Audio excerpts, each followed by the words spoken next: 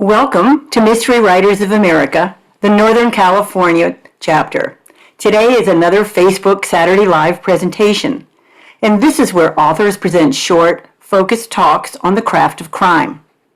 To get us ready for Valentine's Day, Eileen Rendahl is going to talk about romancing the mystery and how to add some heat to your thriller. You're on, Eileen. Hi, I'm Eileen, and I love reading romantic suspense, and I've written a couple of romantic suspense novels. And in fact, I can't seem to sort of get myself to not add romance into whatever I'm writing. So I was really happy when they asked me to give a talk today on what romantic suspense is. So we'll get started. So what is romantic suspense? It's an equal mix of the two genres, romance and suspense. There's a romance story and a suspense story, and each one of those story arcs has all of the things that readers would expect from a book from either of those genres. Does it have to be 50-50? I don't think so, no. I think you have some wiggle room. And there's nothing wrong with writing a suspense novel that has romantic subplots or romantic elements, or writing a romance novel with a suspense subplot or suspense elements. Does it matter if it's actually a romantic suspense? Yes and no. It has to do with reader expectations. When I was writing my first messenger book, that an editor that was interested in buying it called me, and we were chatting, and she said, so it's kind of a paranormal romance, and it's kind of an urban fantasy. And the problem is that there's no shelf in the bookstore that's right between the two of those. So we need to shift it one way or another so it has a place to be. Well, shelves in bookstores don't matter quite as much as they used to. But where your book gets reviewed, where it pops up on lists of what's coming out, that does matter. So my advice on this is write the story you want to write. And then you can make that decision about where you want it to be. If you want to keep it pretty even with romantic and suspense elements, great. Or if you want to shift it one way to make it more of a suspense or more of a romance, that's great too. I think those things are probably best handled in revision, because I think it certainly messes me up if I focus too much on that. So to get us started, I wanted to talk just a tiny bit about both the genres.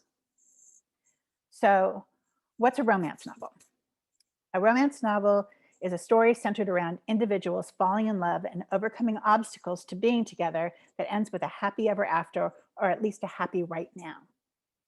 Everything else is kind of negotiable, as long as you have people falling in love as the heart of the story. Doesn't matter where they are or when they are, if it's funny or serious or sexy.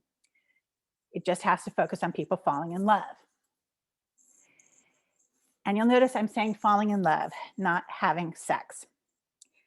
To quote RuPaul, people fall in love from places of honesty and vulnerability. That's something that has to build between two people. Sex is often the expression of that love, but the love is the point. It's the connection that comes from letting someone else really see us and really seeing them that matters.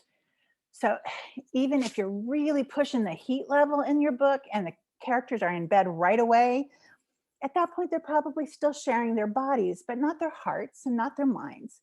Because for romance, you have to give it time for that building so that the love has its own arc. So what is a suspense novel?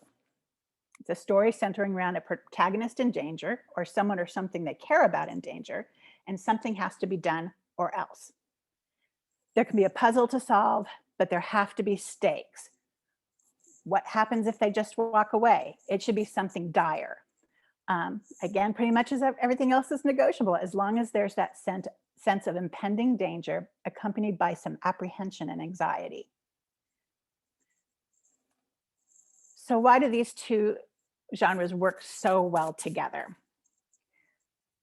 They're both romance and suspense are built on a series of escalating obstacles culminating in a moment where all seems lost and a sacrifice must be made to achieve the goal. The characters are solving the mystery of their relationship as they solve the mystery set before them. The process of the investigation breaks down those barriers so they can get to that place of honesty and vulnerability where love can really happen. Love story doesn't follow a straight line. There are twists and turns. The relationship builds one step at a time with conflict and revelation, sacrifice and resolution. In a suspense, the danger doesn't follow a straight line. There are plans that don't work and red herrings and dead ends. The danger builds one step at a time. Because romantic suspense blends the two, we want the build of those things to go hand in hand. The tension, the sexual tension between the two characters and the tension from the external danger they must face has to grow together.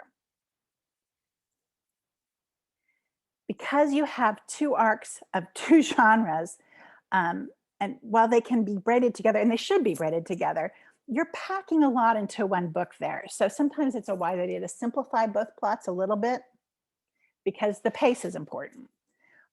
One of the challenges of writing romantic suspense is the suspense side of the novel often demands a fast pace with a story taking place in a compressed time span with a ticking clock. So you have to make a believable romance arc take place in that same compressed time span, because you don't want the romance to then drag down the pace of the suspense novel. So last Saturday at the MWA NorCal write-in, I was asking some people what they hoped to get out of this talk. And someone, Lori, said it was how to add romance to a suspense plot. So what I want to do is show how romance and suspense build together in that progression that we were just talking about. And for an example, I'm going to use Lovebirds with Issa Rae and Kumail Nanjiani. If you haven't seen it, I am sorry for ruining it because it's adorable. It's super cute. And but watching it again to prepare for this presentation made me like it even more and really appreciate how well it was put together. So maybe you'll still want to watch it even if you haven't. But then again, I'm the person who reads the ends of books, so I generally don't care if I know how the story ends when I'm on my way. So here we go. In the beginning, they meet. As I'm doing this, I often talk about two lovers or two protagonists. Every once in a while, a hero and heroine sneaks in, but I just want to say gender doesn't matter here. I'm not sure even the number of lovers matters here. It's just a bit of shorthand for now. So, two protagonists. If you're writing a romantic suspense, it's best if both the lovers are point of view characters. And unless you're Nora Roberts, I highly recommend one point of view per scene. I always recommend that, but I think in romance, it's even more important. We want to be really connected to these characters, and having one point of view per scene lets us really sink into that character's experience and go deep into their point of view and really get into their physical and emotional reality. And that's important because we want to engender like a really visceral response in our reader, both to the building sexual tension and to the building sense of danger. We want both these characters to have agency. The roots of romantic suspense are in Gothic novels, when you often have kind of an ingenue in distress, but they've evolved. So the heroine is likely to be as active as a hero. They don't have to wait to be rescued. In the romance, the two protagonists, or however many people are falling in love, are each as important as the other, with each of them driving the story as they go through that transformation that will allow them to get to their happy ever after. They're not perfect. Each one has a flaw or a wound that somehow the other one is uniquely poised to heal or help with, but it would require vulnerability and honesty from each of them to expose that flaw or wound to the other one. Because while they're both our protagonists, they're kind of each other's antagonists. The attraction between them might be immediate, but there's going to be something that keeps them apart. In the movie Lovebirds, we see Leilani and Gibran meet and fall in love. And then it cuts quickly to 4 years later and they're fighting. The fight seems like it's one of those random arguments that two people who aren't getting along have where they disagree about everything. from whether or not they could win the amazing race, to whether or not reality TV is stupid, to whether orgies happen spontaneously or if people have to schedule them on a Google Calendar. He's picky and kind of a know-it-all and a bit secretive, which masks a deep insecurity. She's on her phone and looking at social media too much and too interested in what people will think of how she looks, which is because what she sees on social media, she thinks everyone else is having these perfect relationships, and she wants that. She wants that kind of connection. She wants to have the life that it looks like everyone else is leading, and he wants to be good enough for her, and he's worried that she could do better. They both want the connection with the other, but their wounds, their flaws are keeping them from getting it. So next we have the inciting incident. This is where whatever it is that's going to happen that sends them on their journey happens. And it happens in a romantic suspense, so they have to be together for it. Now, that can be two separate things, or it can be the same thing. In Lovebirds, they're on their way to a dinner party. They're arguing because Leilani's coworker that Gibran is jealous of will be there. And on the drive, they break up. Distracted, they hit a bicyclist who shoots out in front of them. The bicyclist, henceforth known as Bicycle, takes off, but drops his phone, which they pick up. Now, if it's a romantic suspense, there's a third character you're going to want to consider. The villain. The villain threatens both their lives and their love. The villain should be evenly matched with them, perhaps even somebody who embodies the shadow sides of our lovers, who has maybe the same flaw or wound or a related one, but has made a different choice on how to deal with it or let it get too out of hand.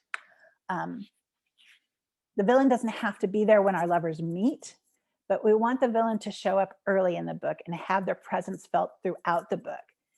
Seen or unseen, the villain should have a place to drive the story. In Lovebirds, the villain shows up in the inciting incident. He says he's a cop and needs their car to catch Bicycle. They scoot over and let him drive. They help him find Bicycle, and the villain, henceforth known as Mustache, proceeds to run over Bicycle several times, killing him. And we think he's about to kill Leilani and Gibran too, but we hear sirens in the distance and he takes off.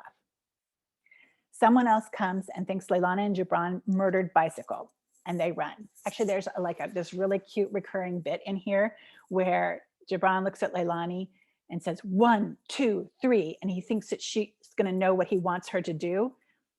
So in this case, he goes 1, 2, 3 and takes off running, but she didn't know that. And so then she chases after him. So they both run from the scene of an accident. Which brings us to the refusal of the call. It's a moment that the protagonists regroup and formulate their plan and take the measure of each other. In both the romance and the suspense sides of the story, they might decide not to accept the call. They don't want to be in a relationship with each other, and they don't want to go on the adventure. Or they might want to each go on the adventure alone because of that conflict between them. So this is where you focus in on that conflict. What do they want and how does it bring them into conflict? They can want the same thing for different reasons. She wants to buy the building they both want to buy the building on the corner. One wants to tear it down and put up a high rise, and the other wants to build a community center. And in a romantic suspense, they would have to combine forces to convince the owner to sell. Or maybe they want different things for the same reasons. One wants to put the bad guy in prison, one wants to kill him, but they both want to do those things to get rid of the bad guy, and they have to join forces to find them. There's a pull that's bringing them together, and there's a conflict that's making them resist. In Lovebirds, they both want to get out of this scary situation. He wants to call the cops. She doesn't think the cops will believe them and they should investigate themselves. He irritates her by getting distracted by little things that don't make sense or seem out of the place. They're in a diner and they both order milkshakes, and they do that thing where, they bring you your milkshake and then they bring you the metal cup that they made it in and said, oh, we made too much, so here's the extra. And he goes off on this soliloquy about how ridiculous that is. When they're in a car, he starts going off on why do cars still have cigarette lighters? They should have just power outlets. But of course, they can't refuse the call to adventure or the movie would end there. Something that happens that sends them on the adventure together.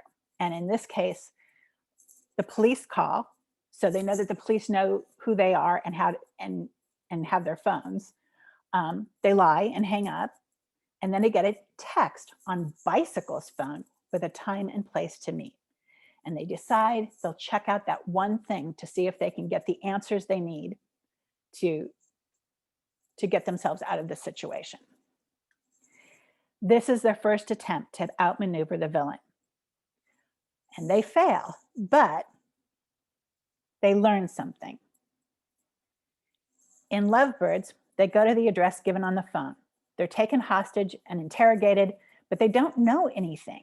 Together, they get free and run. We see the 1, 2, 3 thing again, except for this time, Gibran says 1, 2, 3 and starts to fight, and she runs because she thought that's what he wanted. But as they get away, he sees a tiny piece of paper on the floor and picks it up because it's that picky little thing. He sees something that's out of place, not right. And they learn something. They learn something about the villain or the villain's plan and something about each other. And that pull between them grows. So whatever the thing that the lovers learn about each other should relate to their personal wounds and how the other might heal.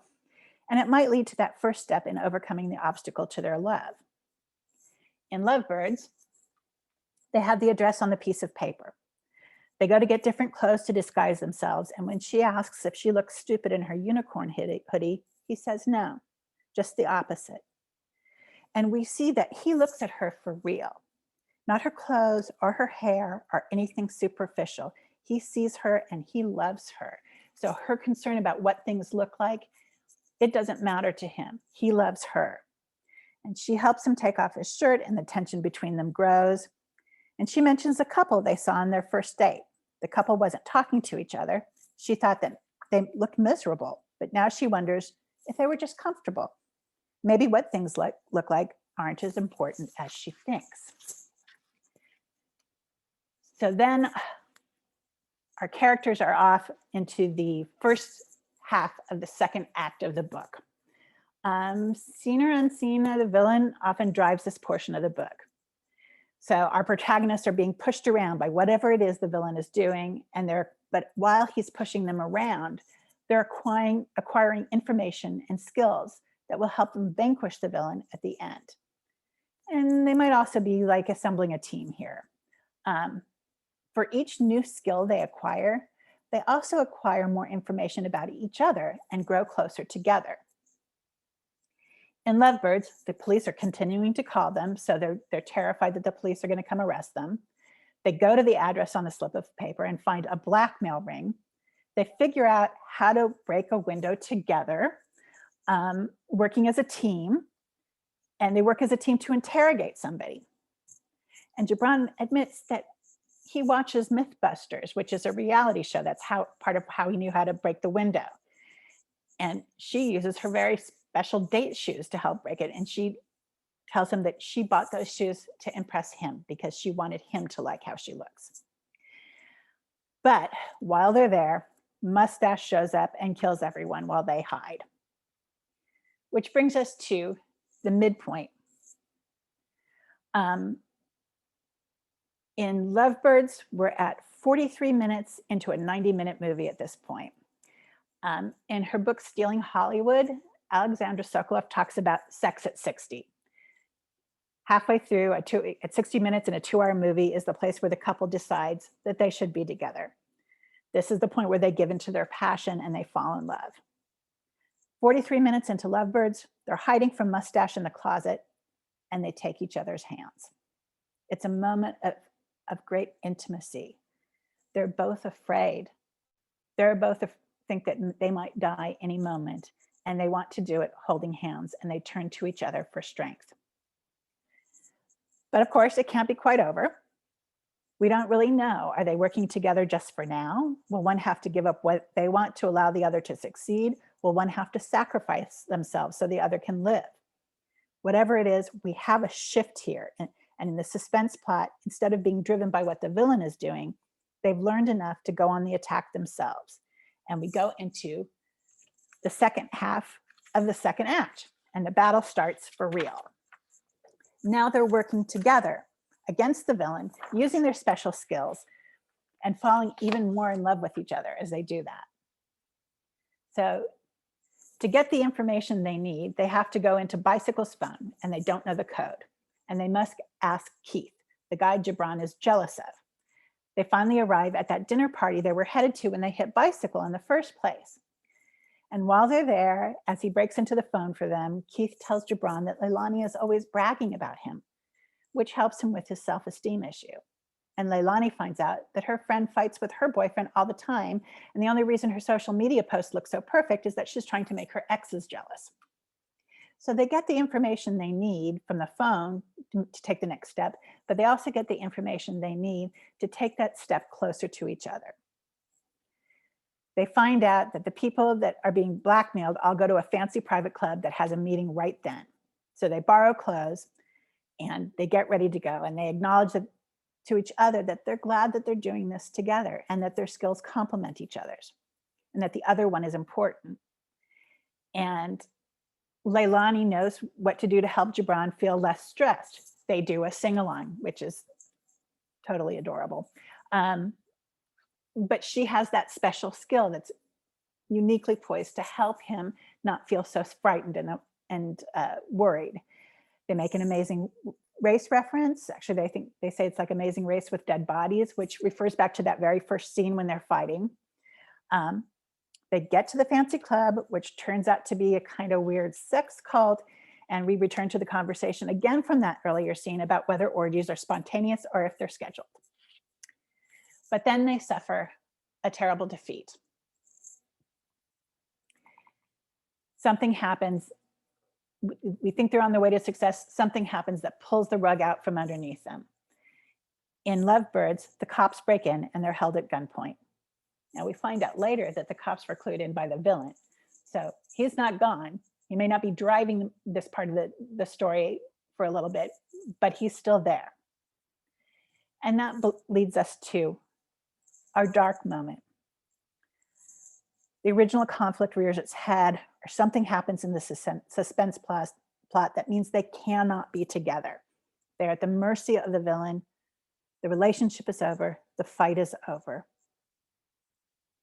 In Lovebirds, they're in an interrogation room at the police station. And Leilani looks at Gibran and says, it's over. They're never going to believe us when we tell them what really happened. They're going to be going to jail. They won't be together. And he finally tells her he thinks she could do better. And she tells him that she watched his documentary and it was good. And she thought he wasn't showing it to her because he didn't care what she thought. And he tells her that no, it's because he cared too much about what she thought. They laid their hearts at each other's feet. We're about an hour into a 90-minute movie at that point, so 3/4 of the way in.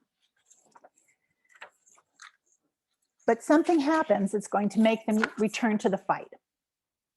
They learn something in that moment where all is lost as they make whatever sacrifice they must make, and they return to the fight and battle against the villain and for each other.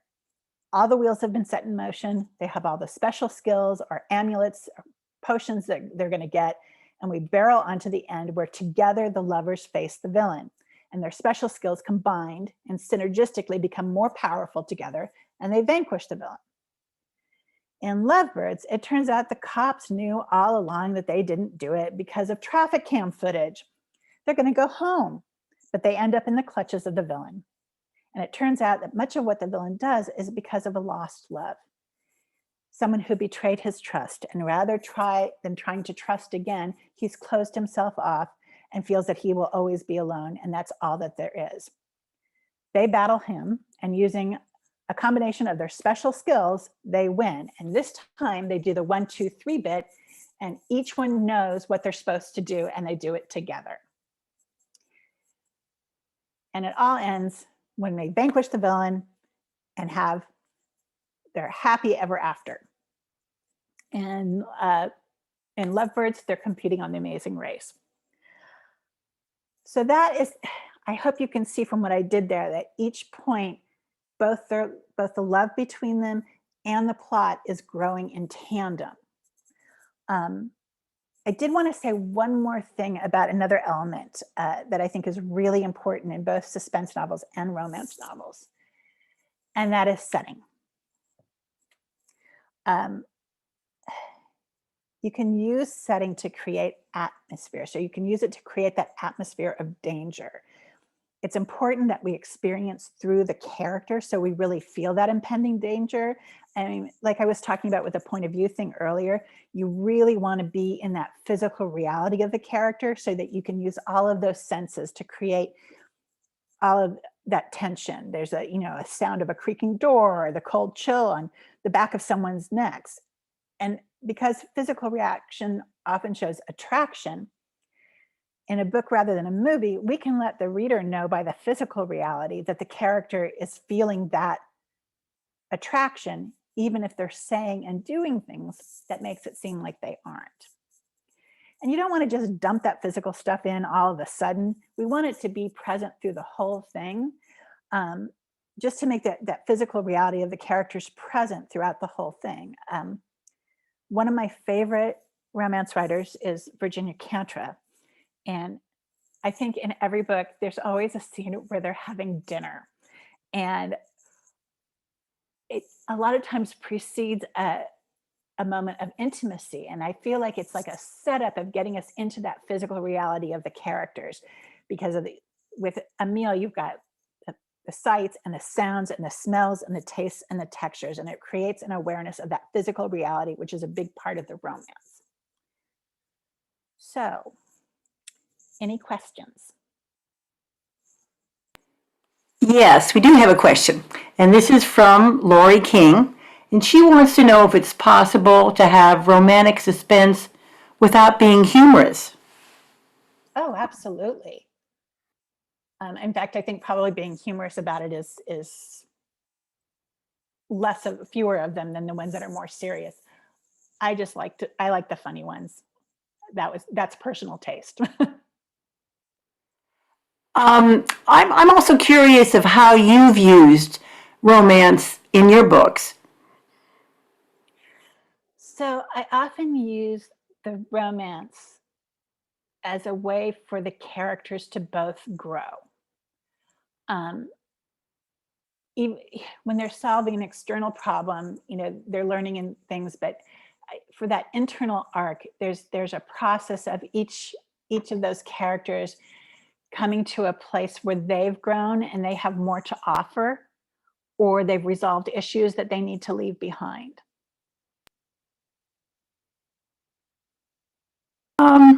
Also, you had mentioned earlier about doing, I think you said like a chapter from each point of view.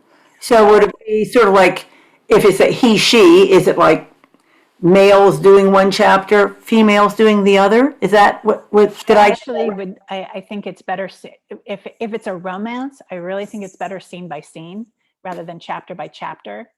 But like I said, I do think from her point, you've got it from, if we're going to do he and she, you've got a scene that is fully from her point of view. And then you've got a scene from his point of view. And if you want to know about his reactions that maybe that she couldn't see, he can flash back to it. He can think about it, because probably whatever happened in that scene is driving what he's doing in this next scene. Okay. This is from Claire Johnson. She asks, how much sex is optimal? Obviously, some readers don't read graphic and others read because it's graphic. So, you want to try that? Try to answer that one? Well, honestly, I feel like that's your call about what you want to write. And, if you have an audience that's going to expect something specific, if your book is going to be on the romantic suspense shelf, there should be at least some sex. It doesn't have to be a lot. It doesn't have to be graphic, but I would actually have the characters in bed at that midpoint, or wherever they're going to be. I'm old. And then, but before that, they probably had moments where that physical intimacy is building too, where, their hands touch or whatever it is. And then probably at least one more love scene before you hit that moment of sacrifice. In fact, that can be almost like a goodbye thing before one character or both feels that they're going to leave each other to make the ultimate sacrifice so the other one can survive. So I would say that would be the minimum. Maximum would be up to you entirely. And I also think like how graphic you make those scenes is up to you. If you're catering to a romance audience, they're going to expect at least some of that love scene to be on the page. I think you can get away with having one on the page and having the rest of them be kind of a wink and shut the door thing. But they'll want at least one scene with it on the page. Okay, this is from Lori Sheehan. Do you use a plotting chart or some other tool to make sure that the main points are dispersed through the book at approximately the right spots? I have used many, many methods. Right now, I am like a Scrivener girl completely. So yes, but in the past, I've also used, one of those big science fair display boards with different colored Post-it notes on it. At one point, I had the old dot matrix computer paper that would be a long sheet. I used that, and that was actually really nifty because you could kind of fold it up and you'd have sort of like a day's writing on each page. Yes, so definitely I do actually try to hit those points at the right time. It doesn't have to be mathematically precise, but you want those things to happen in sort of the right place. The story has a rhythm to it. And whether or not readers know that rhythm, they respond to it. Okay. This is a question that I was thinking of. This is from Tammy Quayles. So we're talking about writing romantic suspense. So if you're in a bookstore, once we all go back to bookstores, is the romantic suspense shelf in the romance section or the mystery section of a bookshop? It's in the romance section. Romance? Yeah. It is. I mean, I think there's plenty of suspense books that have, strong romance elements to them. But if it's a romantic suspense, it's going to be in the romance shelves. Okay. The other thought I had about was like a cover. What I've always been told is, you want your viewer to look at the cover and know this is a thriller, this is a romance. So, and if you're self-published, then you just try to combine the two so your viewer is saying, this is a romantic thriller. Like, how do you do that? Well, you hire a good cover designer, I think would be the number one thing to do. Because those people are adept at making those things feel that way. I think of the ones that I wrote, this is my favorite cover. It's got the spooky kind of feeling to it that tells you suspense, and it's the woman running away alone. That gives you a sense that there's going to be a strong female character in it that I sort of think signals at least a little bit of romance. There's lots of them that have the headless male torso, or those are not my favorites, but that's me. For a lot of people, that's absolutely, that signals to them, this is going to be what I want. That's about it for the questions. I wondered if you had any parting words for us who are attempting to put some romance into our mysteries. I want to go back to one of the earlier things I said is just do it. Put it in there, write it the way you want to write it the way it feels right to you. And then when you come back in the revision, say, maybe this is happening too soon, or maybe it's happening too slow, or how can I add another element of their relationship to this scene where they're learning something important about the suspense plot. Thank you very much. This has been great. Thank you for your time.